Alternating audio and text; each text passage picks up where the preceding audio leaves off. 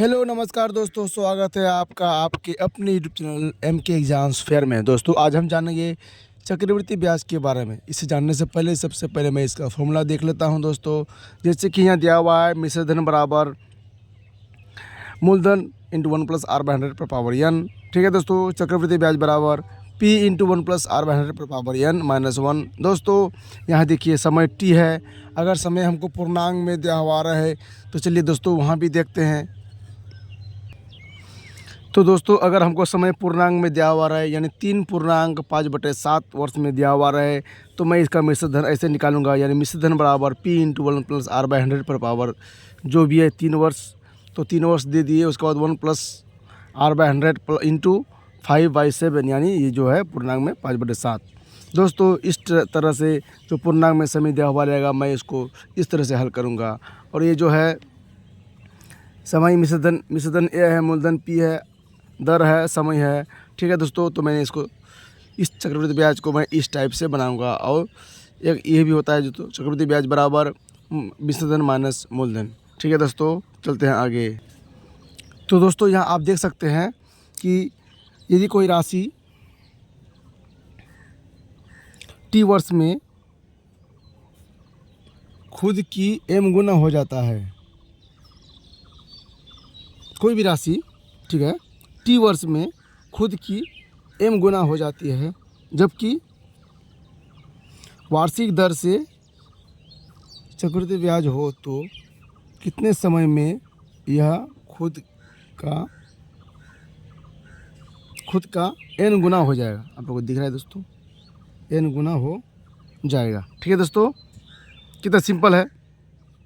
यदि कोई राशि T वर्ष में खुद का m गुना हो जाती है तो वार्षिक ब्याज की दर से चक्रवृद्धि ब्याज हो तो कितने समय में ये खुद का n गुना हो जाएगा। तो दोस्तों ये सिंपल है, आपको कुछ नहीं करना है, T इंटू n को गुना कर देना है, निकल के तैयार हो जाएगा दोस्तों।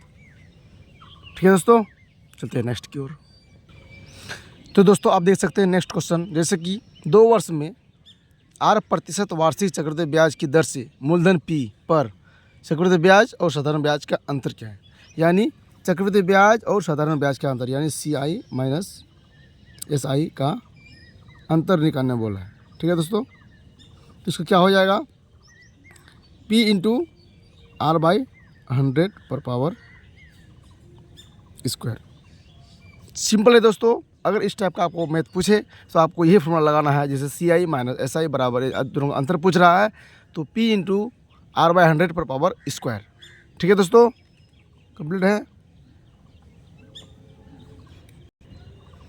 या अगर आपको SI दिया हुआ है, ठीक है, अगर आपको SI दिया हुआ है यानी साधारण ब्याज दिया हुआ है तो आप ये फॉर्मूला लगाएंगे।